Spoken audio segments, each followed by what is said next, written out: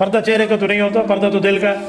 میں نے ایک بندے سے کہا کھانا بھی دل کا ہوتا ہے، کھانا بھی اسے نہ کھایا کہا، کھانا تو منہ کا ہے، تو میں نے کہا پردہ بھی منہ کا ہے، عجیب بات ہے، کیسے پردہ دل کا ہوتا ہے؟ بھائی حیا دل میں ہوتا ہے۔ ایک بندے نے کہا یہ تو دوسرے کو مجبور کرنا ہے، وہ پردے کی طرح بو بن کے بیٹھی رہے۔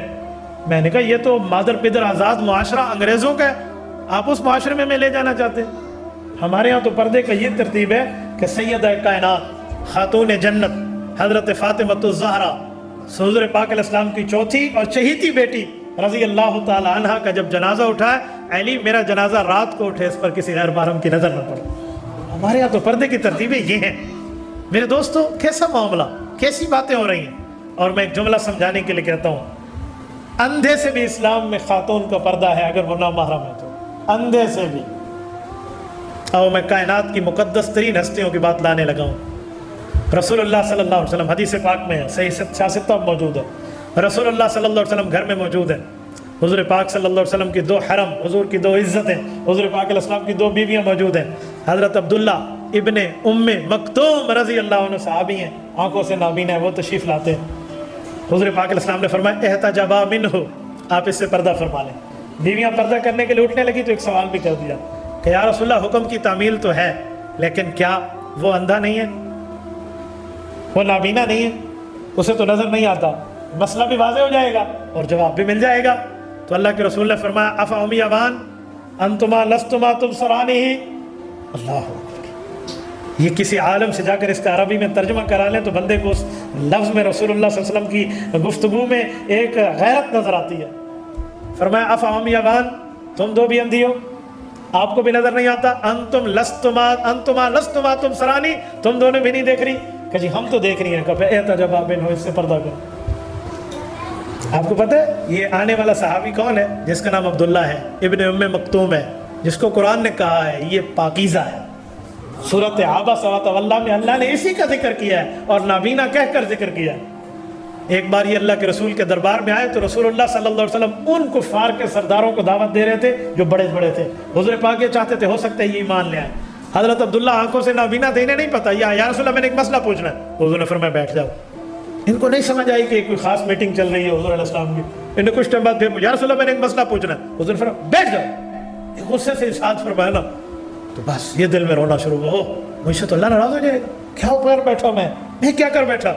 اللہ پاک نے آیت اتاری، فرمایا عبس وتولی، اے میرے پیارے آپ نے اس سے غصہ فرمایا، وتولی اس سے منہ مبارک کو پھیرا، ان جاءہ الاعمی، یہ نابینا آپ کے پاس آیا ہے، وما یدریک لعلہ یزکا، آپ ان پر توجہ دے رہے ہیں، وہ تو پاکیزہ نہیں ہے، وہ تو کفار ہیں، یہ تو پاکیزہ ہونے کے لیے آیا تھا۔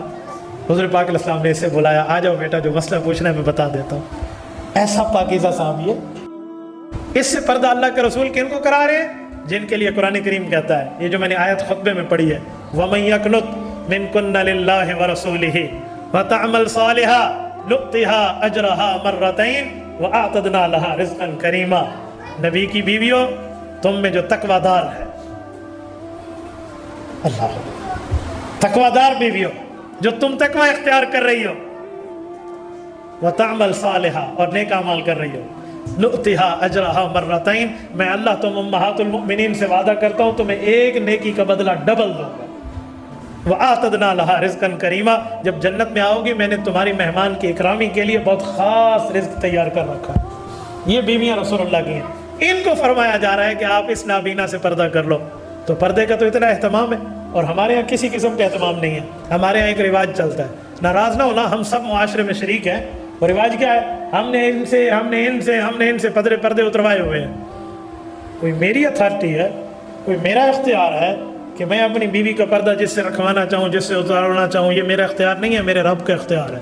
ہاں میں وہ اختیار سنا سکتا ہوں، بتا سکتا ہوں، اظہار کر کے دکھا سکتا ہوں، میرا اختیار نہیں ہے کہ اس سے پردہ کراؤں گا، اس سے نہیں۔ آج کل لوگ سمجھتے ہیں شادی کے بعد جو خاوند کو اپنی بیوی پر حقوق حاصل ہوتے ہیں، ان میں ایک حق یہ بھی ہے کہ وہ جس سے پردہ کرائے اور جس سے نہ کرائے۔ جی نہیں، لوگ سمجھتے ہیں بچی پیدا ہونے اور بالغ ہونے کے بعد باپ کو یہ حق ہے کہ وہ جس سے پردہ کرائے جس سے نہ کرائے۔ جی نہیں، یہ اللہ نے پہلے بتا دیا ہے کس سے پردہ ہے کس سے نہیں ہے۔ باپ اور خاوند کا اس میں کوئی اختیار کا دخل عمل نہیں ہے، کوئی عمل دخل نہیں ہے۔ اس کی مثال تو ایسی ہے، کوئی کہے بس میں نے وضو کر لیا، اب صبح کی 1 رکعت پڑھوں یا 4 پڑھوں یا 6 پڑھوں یا 8 پڑھوں، میری مرضی ہے۔ ہم کہیں گے وضو کرنا تیری ذمہ داری، نماز کی رکعتیں کتنی ہیں وہ میرے اللہ نے واضح کی ہوئی ہیں، تیرا اختیار نہیں چلے گا۔ کوئی تیری بچی پیدا ہوئی ہے یا بیوی آئی ہے، اس سے کس سے پردہ کرانا ہے کس سے نہیں کرانا، اس میں تیرا کوئی عمل دخل نہیں ہے، وہ اللہ نے پہلے بتا دیا۔ حرمت علیکم امہاتکم و بناتکم، وہ پوری ترتیب 4 پارے کا آخری صفحہ اٹھائے، رب العزت نے پوری ترتیب دے دی ہے۔ کس کس سے پردہ ہے؟ آپ عوام میں آپ کو ایک لائن میں سمجھایا دیتا ہوں، آپ اس کو ہر جگہ اپلائی کر لیں تو بس فائنل ہو جائے گا کہ اس پہ لاگو ہوتا ہے یا اس پہ نہیں ہوتا۔ ہر اس شخص سے عورت کا پردہ ہے جس سے نکاح ہو سکتا ہے، یہ فائنل ہے۔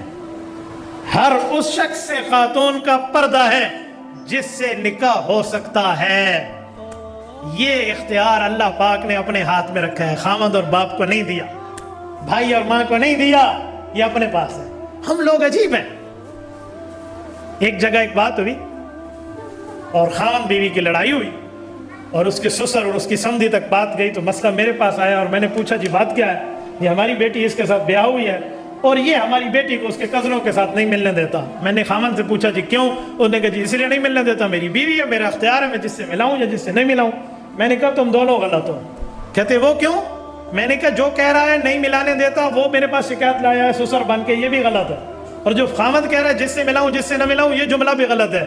کوئی کزن سے تو ویسے ہی پردہ ہے، کزن سے تو نکاح ہو سکتا ہے، وہ تو ویسے ہی پردہ ہے، خامد کے اختیار نہیں ہے۔ خامد کی غلطی یہ ہے کہ اس نے بات تو ٹھیک کری ہے لیکن منسوب اپنی طرف کر دی ہے، وہ کہتا نہیں اللہ کا حکم ہے، اور والد تو ویسے ہی غلط ہے جو کہتا ہے کیوں نہیں ملنے دیتا۔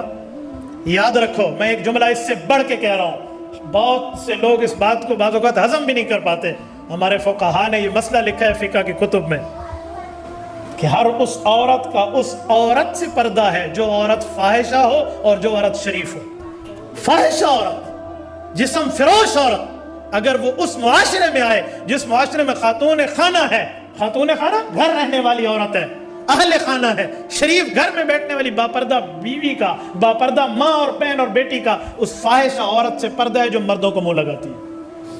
اسلام تو اس حد تک بات کرتا ہے، اس میں کوئی مرد اور کوئی عورت کا کوئی عمل دخل نہیں ہے، یہ اللہ نے پہلے فیصلہ فرما دیا۔